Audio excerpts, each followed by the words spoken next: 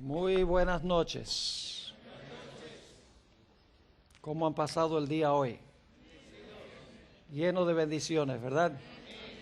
Ha sido un sábado de gran solemnidad. Quiero tomar esta oportunidad, antes de abrir la palabra del Señor, para agradecerle a un grupo de personas que, hasta donde yo sepa, no se les ha agradecido. Me refiero a las personas que han venido representando la cadena de televisión 3ABN. Esta emisora de televisión es una bendición muy grande para la iglesia adventista. Ellos transmiten la verdad del Señor sin temor. Es una cosa que he agradecido mucho de 3ABN. Y nosotros debemos orar por 3ABN.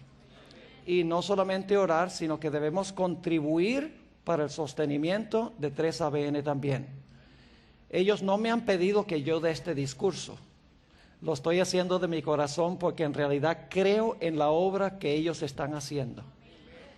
Saben que ellos han venido con su personal, han traído los camiones y han trabajado durante estos días sin cobrar ni un centavo a esta organización de GYC en español. Lo hacen porque aman la obra y aman el mensaje. Y por eso públicamente quiero agradecer a 3ABN Latino por habernos bendecido con su presencia aquí en este congreso. Muchas gracias, que Dios les bendiga.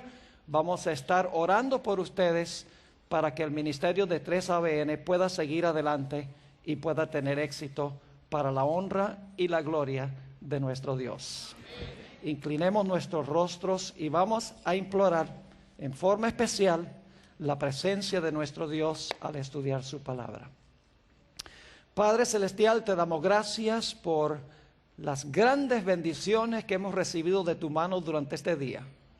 De verdad que ha sido un sábado de gran solemnidad. Y Padre, esta noche nos proponemos abrir tu santa palabra. Pedimos, Padre, que esa palabra haga un impacto positivo en cada corazón. Te ruego que nos des entendimiento para comprender tu palabra. Y que más que eso nos des también corazones dispuestos para recibir la semilla de la verdad. Te damos gracias por escuchar nuestra oración, porque te lo pedimos en el precioso nombre de tu Hijo, Cristo Jesús. Amén. Quiero invitarles a abrir sus Biblias conmigo al Evangelio según San Mateo, el capítulo 22. Y para comenzar voy a leer los versículos 1 hasta el versículo 14, que será nuestro pasaje de estudio en esta tarde o en esta noche.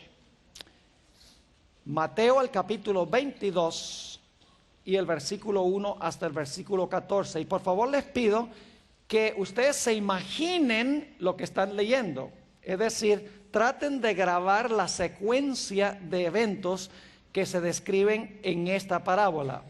Dice lo siguiente: respondiendo Jesús les volvió a hablar en parábolas diciendo: el reino de los cielos es semejante a un rey que hizo fiesta de bodas a su hijo y envió a sus siervos a llamar a los convidados a las bodas, mas estos no quisieron venir. Volvió a enviar otros siervos diciendo: decid a los convidados, he aquí, he preparado mi comida. Mis toros y animales engordados han sido muertos, y todo está dispuesto. Venid a las bodas.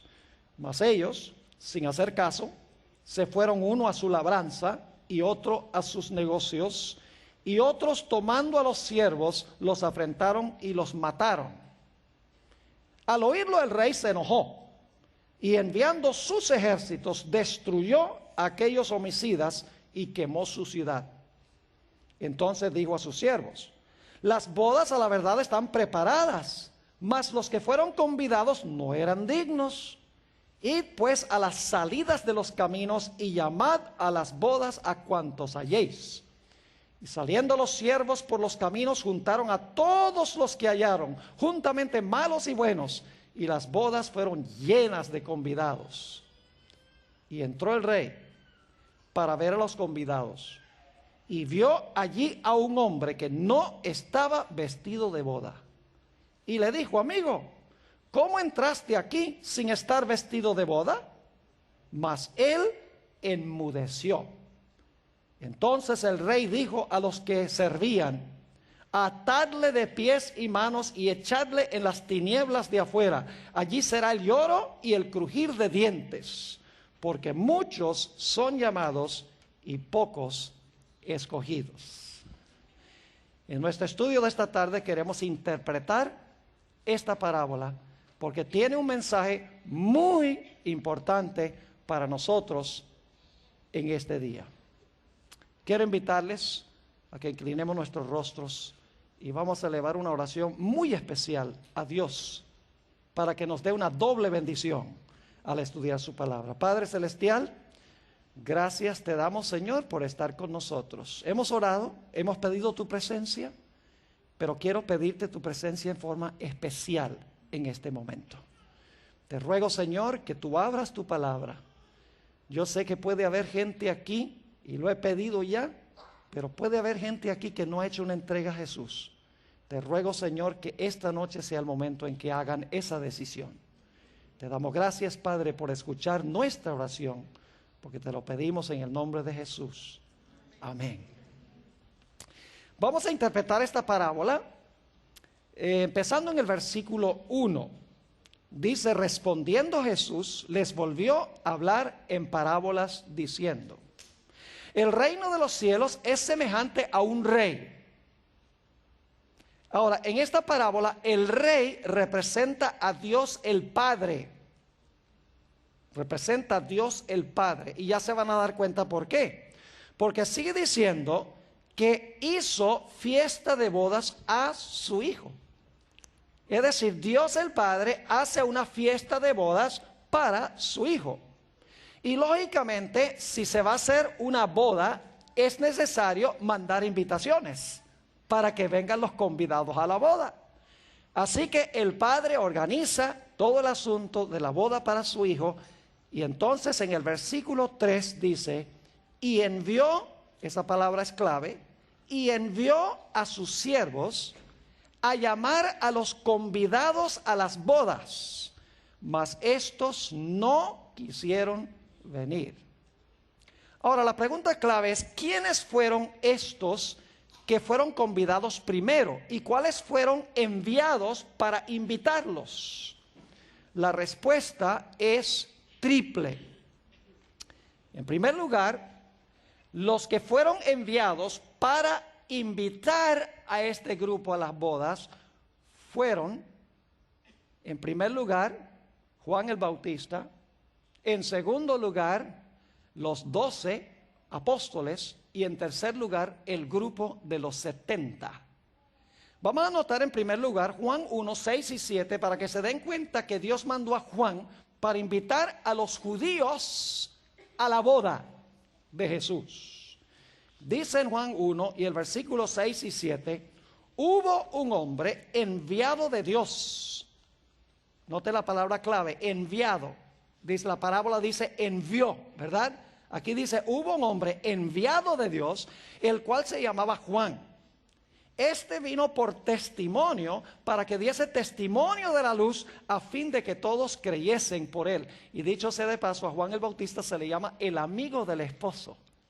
Es el que vino a hacer los preparativos para que los judíos recibieran a Jesús y para que estuvieran presentes en la boda del Señor Jesús. Es decir, el primero que fue enviado para llamar a los judíos a venir a la boda fue Juan el Bautista. Pero la Biblia también dice que los 12 apóstoles fueron enviados para preparar el camino para la boda de Jesús. Dice en Mateo el capítulo 10 y el versículo 5 al 7, Mateo el capítulo 10 y el versículo 5 al 7, hablando de los 12 apóstoles, lo siguiente: a estos 12 envió Jesús. Noten otra vez la palabra clave que se encuentra en la parábola. Envió Jesús y les dio instrucciones diciendo: por camino, recuerden esa palabra muy importante, por camino de gentiles no vayáis. Cuando usa la palabra camino se refiere a quiénes, a los gentiles. Por camino de los gentiles no vayáis, y en ciudad de samaritanos no entréis, sino id antes a las ovejas perdidas de la casa de Israel, y yendo, predicad diciendo, el reino de los cielos se ha acercado. Es decir, es otra forma de declarar, la boda está preparada. Pero Cristo también llamó a un grupo de 70 que envió para preparar el camino para que el pueblo judío aceptara a Jesús, aceptara venir a la boda. Lucas el capítulo 10 y el versículo 1 usa otra vez nuestra palabra clave, la palabra envió, que se encuentra en Mateo 22 y el versículo 3. Dice en Lucas 10 y el versículo 1, después de estas cosas, designó el Señor también a otros 70. ¿A quienes qué?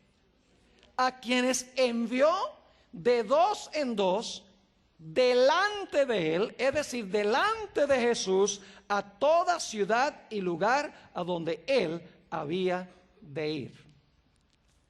Es decir, los primeros mensajeros que fueron enviados, y la palabra se usa envió, fueron Juan el Bautista, los 12 apóstoles y el grupo de los 70, invitando a los judíos para que vinieran a la boda de Jesús.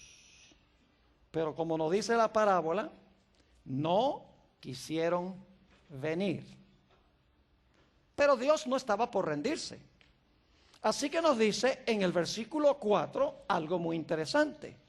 Dice, volvió a enviar otros siervos, diciendo, decid a los convidados, he aquí, he preparado mi comida. Y ahora viene un detalle muy importante. Dice, he preparado mi comida, mis toros y animales engordados han sido muertos y todo está dispuesto, venid a las bodas. ¿Se había realizado la boda todavía? No. Pero noten el detalle aquí que dice que los toros y los animales engordados para este tiempo habían sido ¿qué? Muertos. Yo pregunto, ¿qué representaban los sacrificios de toros y de animales engordados en el sistema de sacrificios del Antiguo Testamento? Representaba la muerte ¿de quién? De Cristo. Noten por ejemplo lo que dice Isaías 53 y el versículo 7, hablando del sistema de sacrificios y lo que significa, dice allí, angustiado él y afligido, no abrió su boca, como cordero fue llevado al matadero. Fíjense que está presentando a Jesús como un cordero que es llevado al matadero, y como oveja delante de sus trasquiladores enmudeció y no abrió su boca. Es decir, el segundo grupo de mensajeros es enviado después de la muerte de Cristo, porque dice, el tiempo del verbo dice, he preparado mi comida, mis toros y animales engordados han sido muertos. Es decir, la segunda invitación se hace al pueblo judío después de la muerte de Cristo, representado por los sacrificios de toros y animales engordados. Pero nos dice la Biblia que cuando se hizo esta invitación, después de la muerte de Cristo, también rechazaron la invitación. Noten lo que dice en el versículo 5 de Mateo el capítulo 22, en cuanto a la respuesta de la gente después de la muerte de Cristo, que esa muerte fue representada por los animales engordados y por los toros sacrificados. Dice en el versículo 5, mas ellos, sin hacer caso, se fueron, uno a su labranza y otro a sus negocios, y otros, tomando a los siervos, los afrentaron y los mataron. ¿Qué hicieron con el segundo grupo de mensajeros que fueron enviados después de la muerte de Cristo, representado por los toros y animales engordados? No solamente ignoraron el mensaje, sino que dice aquí que afrentaron, una mejor traducción sería azotaron y mataron a los mensajeros que fueron enviados después de la muerte de Cristo. Ustedes saben muy bien, si conocen la profecía de las 70 semanas, que la puerta de la gracia no se cerró para el pueblo judío, sino hasta 3 años y medio después de la muerte de Cristo. Yo pregunto, ¿se mandaron mensajeros después de la muerte de Cristo al pueblo judío nuevamente? Claro que sí, en abundancia. Es más, en Mateo 23 y el versículo 34, está hablando Jesús. Y Jesús aquí, en Mateo 23 y el versículo 34, está hablando estas palabras solo unos pocos días antes de su muerte. Y fíjense lo que dice al pueblo judío, particularmente a los escribas y los fariseos, porque allí se encuentran los ayes sobre los escribas y los fariseos. Dice en el versículo 34 del capítulo 23, por tanto, he aquí, yo os envío, el tiempo del verbo es futuro, yo les voy a enviar, ¿qué cosa? Profetas, sabios y escribas. Y de ellos a unos mataréis y crucificaréis, y a otros azotaréis en vuestras sinagogas y perseguiréis de ciudad en ciudad. Yo pregunto, ¿eso fue exactamente lo que hicieron? Claro que sí. Hechos 4 y 5 dice que a Pedro y a Juan los están azotando en la sinagoga. La Biblia nos dice que a Santiago los judíos influyeron para que lo decapitaran. A Esteban lo apedrearon. A Pedro lo crucificaron con la cabeza para abajo por instigación de los judíos. Es decir, se mandó un segundo grupo de mensajeros, pero ellos azotaron y maltrataron a esos mensajeros después de la muerte del Señor Jesucristo. Ahora, seguimos la cronología de esta parábola, porque la parábola nos da una cronología exacta de los eventos que llevan finalmente al juicio. Ahora, ¿cómo reaccionó el rey cuando se dio cuenta que este grupo, el pueblo judío, rechazó en la primera invitación enviada por Juan el Bautista, por los 12 y por los 70, después de la muerte de Cristo, que es representado por la muerte de los toros y los animales engordados? Se mandan otros mensajeros, los apedrean, los azotan, los crucifican. Y yo pregunto, ¿quién es el que persiguió de ciudad en ciudad, según leímos? Saulo de Tarso. Lo dice exactamente en el libro de Hechos de los Apóstoles, el capítulo 26. Así que, ¿cómo reaccionó el rey? El versículo 7 nos dice, al oírlo el rey se enojó. Y enviando sus ejércitos, ¿cuáles fueron esos ejércitos? Fueron los ejércitos romanos en el año 70. Dice, enviando sus ejércitos, destruyó a aquellos homicidas y quemó su ciudad. Eso pasó en el año 70. Aún no estamos en la parábola. La parábola comenzó antes de la muerte de Cristo. Luego se mueve al periodo inmediatamente después de la muerte de Cristo, más mensajeros. Luego nos lleva hasta el momento de la destrucción de la ciudad de Jerusalén en el año 70. La parábola está llevando cierto orden cronológico. Permítame leerles un pasaje sobre la destrucción triste del pueblo de Dios, lo que era el pueblo de Dios en Jerusalén en el año 70. Lucas 19, 41 al 44 describe la triste historia de la destrucción de aquellos que eran pueblo de Dios y apostataron y rechazaron a Cristo Jesús. Dice, hablando de Jesús, y cuando llegó cerca de la ciudad, al verla, lloró sobre ella diciendo, oh, si también tú conocieses, a lo menos en este tu día, lo que es para tu paz. Mas ahora está encubierto de tus ojos. Porque vendrán días sobre ti cuando tus enemigos te rodearán con vallado y te sitiarán y por todas partes te estrecharán y te derribarán a la tierra y a tus hijos dentro de ti, y no dejarán en ti piedra sobre piedra, por cuanto no conociste el tiempo de tu visitación. Yo pregunto, ¿para este momento se ha realizado la boda todavía? No. ¿Se hizo el primer llamado? No se realizó la boda. ¿Se hizo el segundo llamado? No se realizó la boda. En el año 70 se destruyó la ciudad de Jerusalén por haber rechazado la invitación a la boda. Y la pregunta clave era, entonces, ¿qué? ¿No se iba a hacer ninguna boda? ¿No iba a haber convidados que iban a llegar a la boda? Note lo que dice el versículo 8 de Mateo 22. Entonces dijo a sus siervos: las bodas a la verdad están preparadas. ¿Se ha realizado la boda todavía? No. Dice, las bodas a la verdad están preparadas, mas, ahora viene una parte clave, mas los que fueron convidados no eran dignos. Esa es una palabra clave. ¿Y usted cómo sabe, pastor, que el mensaje primero y segundo fue dado a los judíos? Bueno, recuerden la palabra digno. No eran dignos. Vamos a Mateo, el capítulo 10, y el versículo 5 y 6, y luego vamos a saltar al versículo 11. Mateo 10 y el versículo 5 y 6. Está hablando de la misión de los 12 apóstoles, y dice lo siguiente: a estos 12 envió Jesús, y les dio instrucciones diciendo, ahora viene la palabra clave, por, ¿qué cosa? ¿Recuerdan esa palabra? Camino de los gentiles no vayáis, y en ciudad de samaritanos no entréis, sino id antes a las ovejas perdidas de la casa de Israel. ¿A quién se envió el mensaje primero? Al pueblo judío. Note lo que dice el versículo 11. Mas en cualquier ciudad o aldea donde entréis, informaos quién en ella sea digno. Ahí está la palabra clave. Y posad allí hasta que salgáis.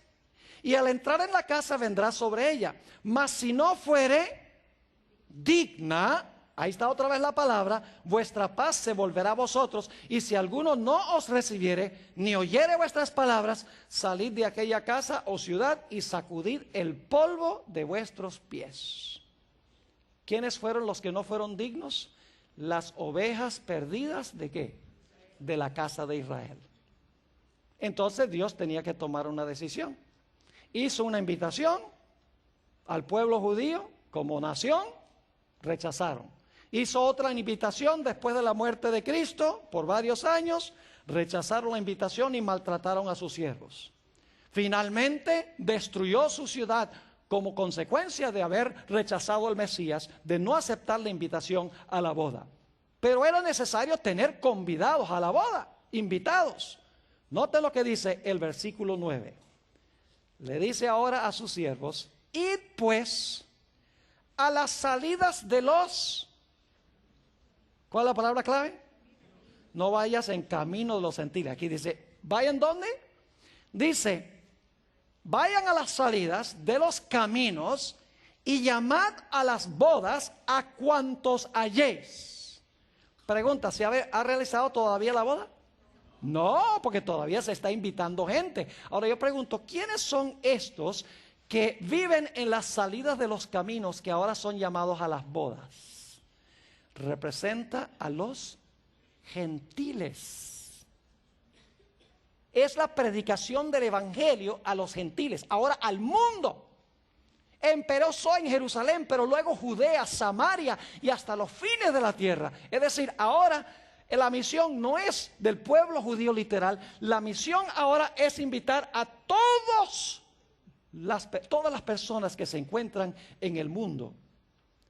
Quiero notar con ustedes Mateo 8 y el versículo 11 y 12, a donde se habla de los que recibieron la primera invitación y aquellos que fueron invitados después, cuando los originales rechazaron la invitación.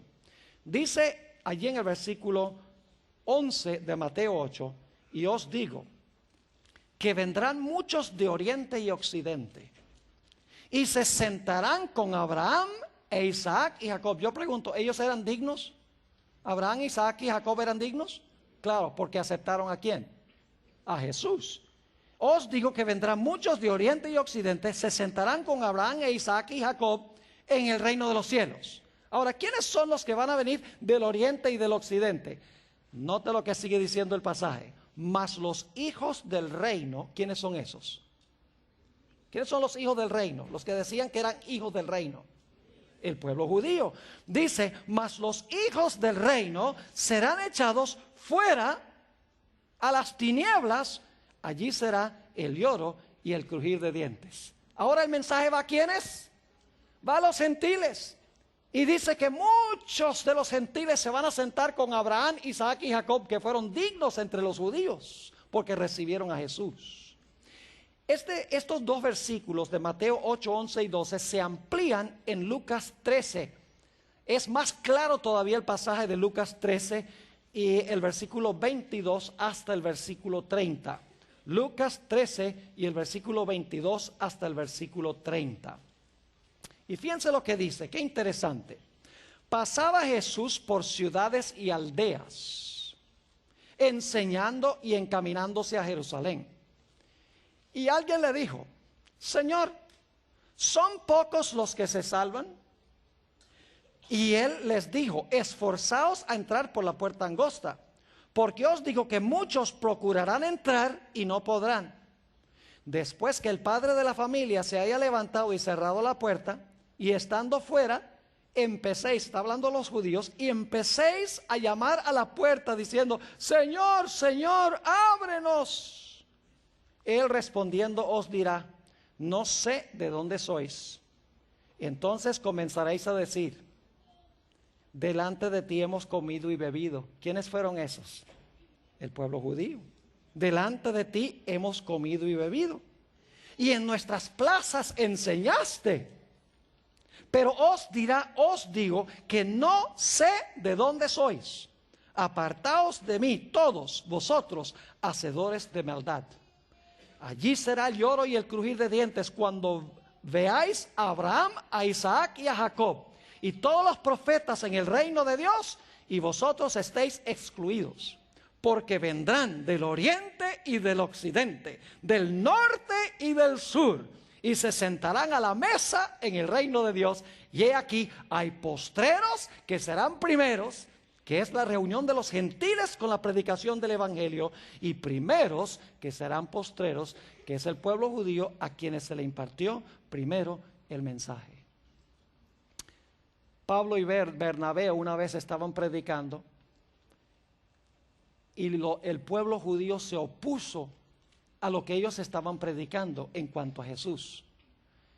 Y por lo tanto el apóstol Pablo y Bernabé hicieron una declaración a aquellas personas que estaban burlándose y rechazando su mensaje en cuanto a Jesús. El registro lo encontramos en Hechos, el capítulo 13 y el versículo 46 y 47.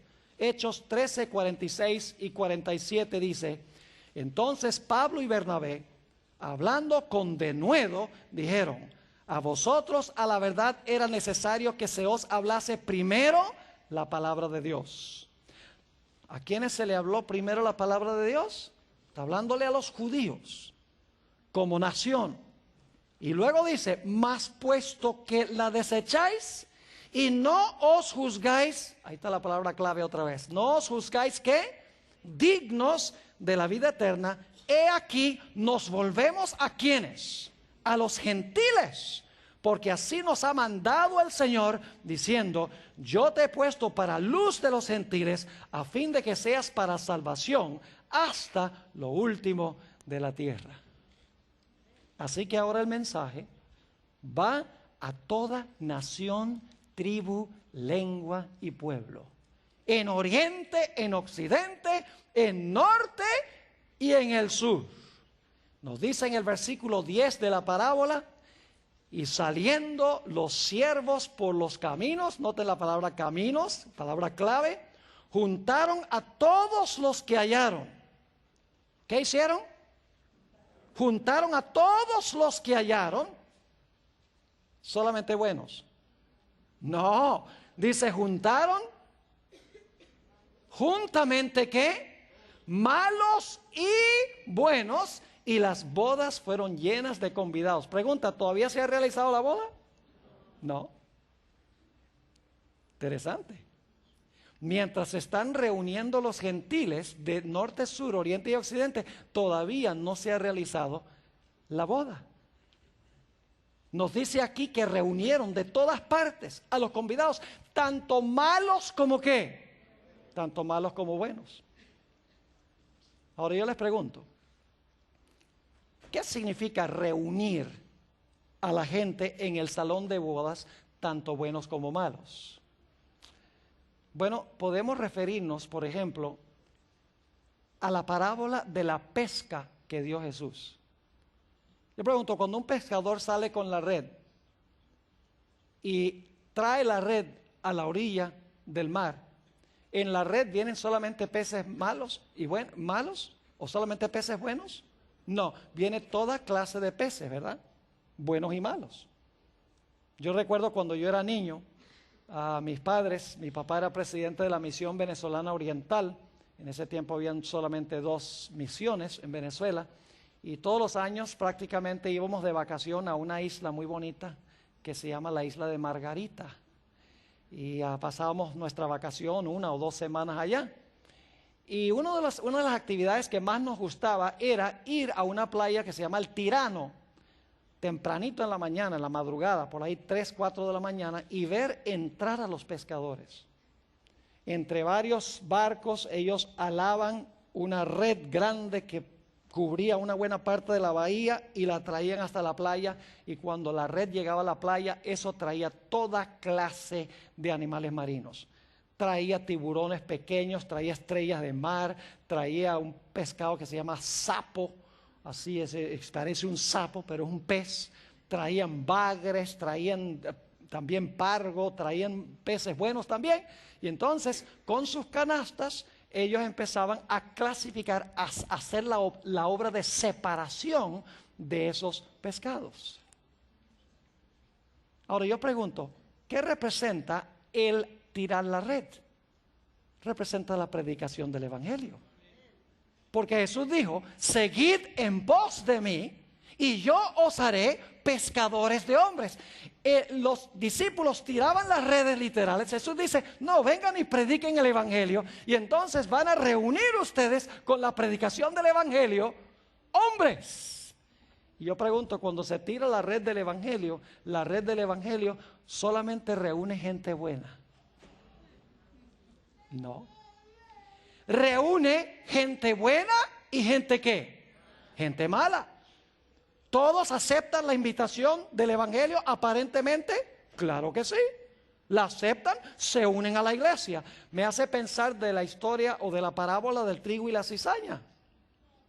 Yo pregunto, ¿en el campo había trigo y cizaña también? Claro que sí, ambas cosas. Cuando se predica el Evangelio, la gente responde al Evangelio y se une a la iglesia, pero hay muchas personas que se definen como malas. Es decir, la red del Evangelio reúne buenos y malos. Ahora llegamos a la parte clave de la parábola. Se han reunido a todos los gentiles, junto con los fieles de Israel, Abraham, Isaac y Jacob, y están todos en la cámara a donde se va a hacer la boda. Todavía no se ha hecho la boda. Mire, mientras se está reuniendo a la gente, mientras se está pescando a la gente en todas partes del mundo, todavía la boda no se ha realizado. Ahora llegamos al clímax de la parábola, el versículo 11. Y entró el rey para hacer ¿qué cosa? Entró el rey para ver a los convidados. ¿Hay un examen de los convidados? ¿Todos los convidados eran buenos? ¿También había qué? ¿Y cómo sabe uno quién es quién? Hay que hacer un qué? Un examen. Hay que hacer una investigación. Hoy en día muchos adventistas critican la doctrina del juicio investigador. Dicen, eso no es bíblico, de que Cristo va a investigar los casos de todos los que profesaron el nombre de Jesús. Pues me imagino que esa gente no ha leído esta parábola. Pues esta parábola enseña claramente el juicio investigador. Que antes que Jesús venga, se va a hacer un juicio de todos los que profesaron el nombre de Jesús para determinar quién fue bueno y quién fue malo. Todos aceptaron la invitación del Evangelio, pero hay que hacer una obra de separación. Así que dice, entró el rey para ver a los convidados y vio allí a un hombre que no estaba vestido de boda. Yo pregunto, ¿se habían repartido mantos para que la gente viniera a la boda, mantos especiales que les daba el derecho de estar ahí. Claro que sí. Pero había un hombre, y yo creo que no es en realidad la excepción, yo creo que había otros, pero Jesús estaba tratando de enseñar una gran lección aquí. Dice que cuando el rey empezó a examinar a todos los que aceptaron la invitación a la boda, vio a un hombre allí que no estaba vestido con el manto de bodas. Ahora yo quiero hacerles una pregunta. ¿Ustedes creen que esta escena se está realizando después de la segunda venida de Jesús? ¿Ustedes creen que alguien se va a infiltrar al cielo? ¿Usted cree que cuando lleguemos al cielo, el Señor Jesucristo empieza a examinar y dice, pero ¿cómo llegaste tú aquí? No, en ningún sentido de la palabra. Nadie, como dicen en Colombia, nadie se va a colar al cielo. Nadie se va a infiltrar. Esto está describiendo algo que va a pasar antes de la segunda venida de Cristo Jesús. Y ustedes dicen, pero ¿cómo es que está ahí en el salón donde se va a hacer la boda? Hermanos y hermanas, estamos allí a través de nuestros registros, por lo que está escrito en los libros. Es decir, nosotros vamos a ser juzgados mientras estamos personalmente en la tierra, pero a través del registro exacto de nuestra vida en el cielo. Es decir, aquellas personas que recibieron y aceptaron a Jesús están escritos en el libro de la vida, pero luego se va a examinar el registro de su vida para ver si fueron creyentes genuinos o no. Permítame leerles una cita muy significativa del Espíritu de Profecía. Se encuentra en Palabras de Vida del Gran Maestro, páginas 251 y 252. Dice la sierva del Señor: los convidados a la fiesta del Evangelio son aquellos que profesan servir a Dios. Claro, porque la red los reunió todos, se predicó el Evangelio y entraron.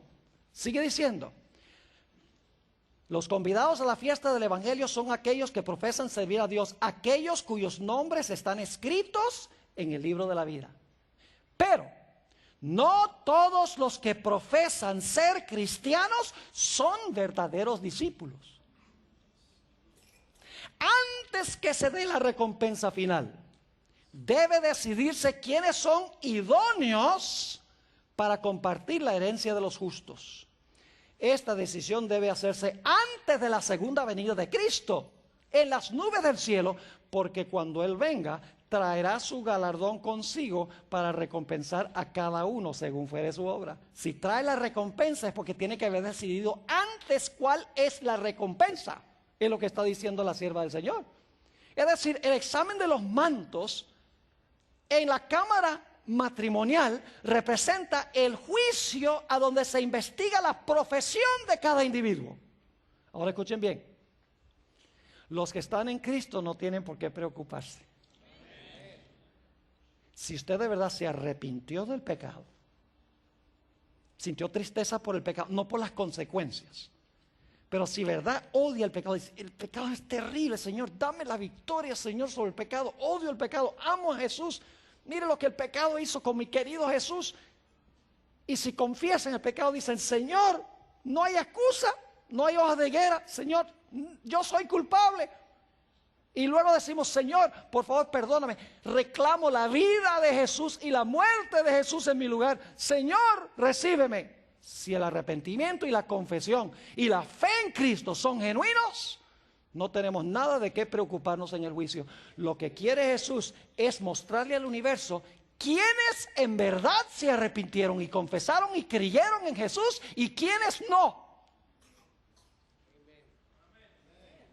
Ustedes conocen ese pasaje en Mateo 7, donde dice, no todos los que me dicen, Señor, Señor, entrarán en el reino de los cielos, mas el que hiciere la voluntad de mi Padre que está en los cielos.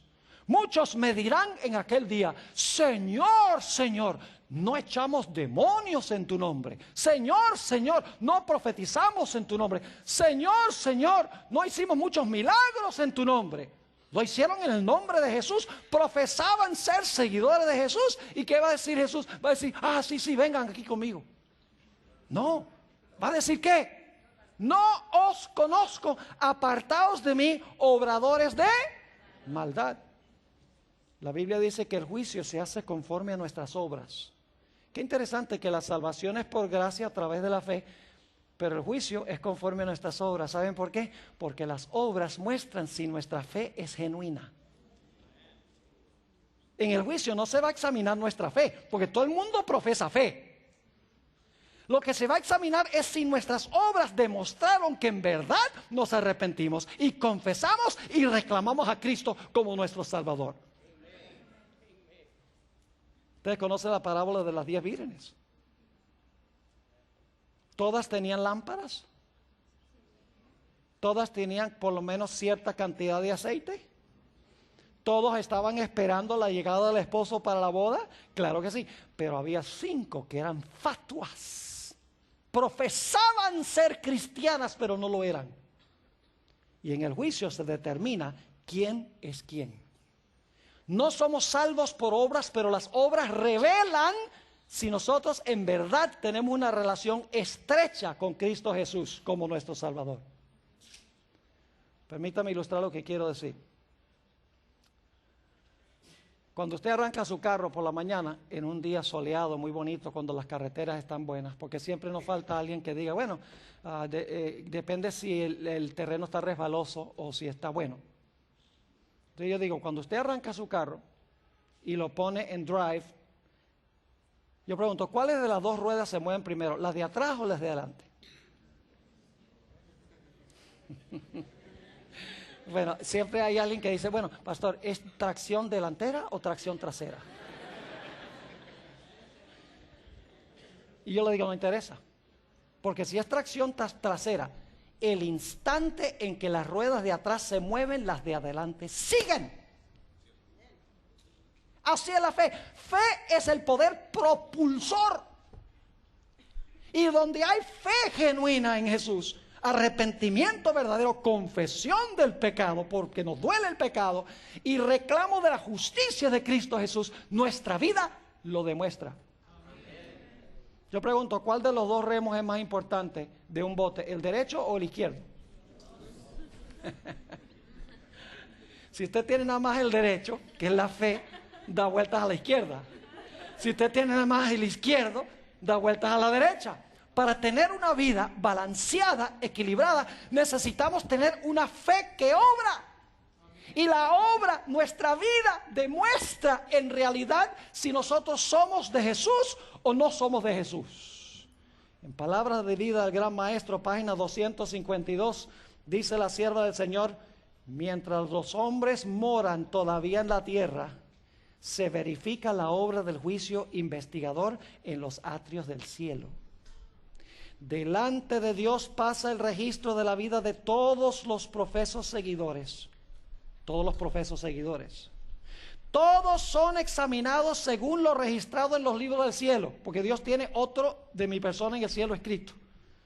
Es decir, yo no estoy allá en persona, estoy a través de mis registros. Así que dice, todos son examinados según lo registrado en los libros del cielo, y según sus hechos queda para siempre fijado el destino de cada uno. Aquí tenemos que relacionar al apóstol Pablo con Santiago, porque a algunos no les gusta el libro de Santiago, nada más les gusta Pablo, porque Pablo dice, concluimos pues que el hombre es justificado por la fe, sin las obras de la ley. Y algunos adventistas dicen, gloria a Dios, no es por obras. Pero entonces cuando llegamos a Santiago, Santiago dice, ¿qué dice? Dice, ¿no fue justificado nuestro padre Abraham por obras? ¿No fue justificada Rahab la ramera por obras? No está diciendo Santiago que fueron justificados por obras, sino que las obras demostraron que de verdad fueron justificados. La sierva de Dios dice, es cierto que no seremos salvos por obras, pero también es cierto que no seremos salvos sin ellas. Porque es un paquete. Es decir, una fe genuina obra. Y si no obra, no es una fe genuina. Es decir, que lo que va a examinar Jesús en los registros celestiales es si nuestra relación con Cristo fue genuina o no. Si nuestro arrepentimiento fue verdadero o no. Si fueron lágrimas de cocodrilo o no. va a examinar a ver si nuestra confesión fue en realidad una confesión o una admisión, como la de Judas. He entregado sangre inocente. Esa no fue una confesión, esa fue una admisión. No estaba triste por haber entregado a Jesús, estaba triste porque le salió mal el plan. O Acán, el arrepentimiento de Acán dice, confesó, dijo, yo he robado estas cosas. Confesó, pero no era una confesión genuina, porque si hubiera tenido la oportunidad, hubiera vuelto a robar otra vez. ¿Están entendiendo lo que estoy diciendo? Lo que se va a examinar es si nuestra profesión fue genuina, y se ve si es genuina o no por nuestra vida, por la forma en que nosotros vivimos. Ahora, hay una historia en la Biblia con la cual quiero terminar. Es otra parábola de Jesús que ilustra esto. La historia de los dos deudores. ¿Recuerdan esa historia? Había un hombre que debía 10,000 talentos. En realidad había hecho trampa. Es decir, era un ladrón, porque había robado dinero de un rey. Y dice que lo trajeron a cuentas para examinar cómo llevó las cuentas. Ese es el juicio. Y se descubrió que había desfalcado un montón de dinero. Y por lo tanto el rey dijo, este hombre es un ladrón. Mándenos a la cárcel con toda su familia hasta que pague la deuda. Y el hombre dice, clamando por misericordia, dice, ay, por favor, rey, dame tiempo, que yo te voy a pagar. Y él dice, ¿qué tiempo? Aunque tú vivieras 10,000 años no podrías pagarme. Era una deuda impagable, era una cantidad inmensa, nunca la podría haber pagado. Pero el hombre siguió rogando y clamando y pidiendo misericordia. Y el rey dijo, voy a hacer algo mejor que lo que tú estás pidiendo. Tu deuda está cancelada. Eso es gracia. Favor inmerecido. Perdonado grandísimo. Algo que no podía pagar. Ojalá la historia hubiera terminado ahí. Pero no termina allí. Este individuo que había sido perdonado mucho, en realidad era un hipócrita. Porque estaba contento de haber escapado de las consecuencias de su robo. Pero no estaba triste de haber robado. ¿Y cómo se demostró eso? Porque dice la Biblia que salió y se encontró un individuo que le debía 100 denarios, que era una cantidad considerable. A la gente el salario mínimo en esa época era un denario por día, pero era una deuda que se podía pagar con el tiempo. Y le dijo, págame lo que me debes. Y este individuo le dijo, pero, por favor dame tiempo que yo te lo pago. Y dice, nada, me lo pagas ahora. Y dice la Biblia que lo agarró por el pescuezo. Lo agarró por el cuello y empezó a sacudirlo. Y págame lo que me debes. Y lo mandó a echar a la cárcel con toda su familia. Llegó palabra al rey de lo que este hombre había hecho, que había sido perdonado grande, pero no era capaz de perdonar en cosas pequeñas. Y le dijo, ¿qué es esto que yo oigo de ti? Que tú, a quien le perdoné una deuda inmensa que nunca podías pagar, dicho sea de paso, representa la deuda que nosotros tenemos con Cristo Jesús, que por su gracia y su misericordia, cuando clamamos a Él, nos perdonó. Pero escuchen bien, cuando nosotros entendemos cuán grande es el perdón de Dios, nosotros vamos a permitir que ese perdón fluya a través de nosotros y vamos a perdonar a los demás. Por nuestras obras se demuestran si nuestra comprensión del perdón de Dios es plena y completa. Y le dijo, ahora te voy a revocar el pago. Yo pregunto, ¿puede el juicio revocar una decisión dependiendo de nuestra conducta? La parábola lo dice. Y dice que fue echado a la cárcel hasta que pagara toda la deuda. Es decir, murió allí, pereció. Por eso Jesús dijo, perdónanos nuestras deudas como nosotros perdonamos a nuestros deudores. El perdón entra y sale, y si no sale es porque no entró. ¿Están entendiendo lo que estoy diciendo? Es decir, mis apreciados jóvenes y hermanos, lo que nosotros necesitamos más que cualquier otra cosa es tener una relación genuina, cristalina con Jesús. Necesitamos de verdad arrepentirnos por el pecado. Necesitamos confesar de corazón el pecado. Necesitamos reclamar los méritos de Cristo, su vida y su muerte por fe. Eso es lo que significa creer en Él. Y luego tenemos que clamar por el Espíritu Santo para que el Espíritu Santo viva la vida de Jesús en nosotros. Y en el juicio se revelará si en verdad nosotros hicimos eso o si nosotros fuimos cristianos que podríamos decir hipócritas.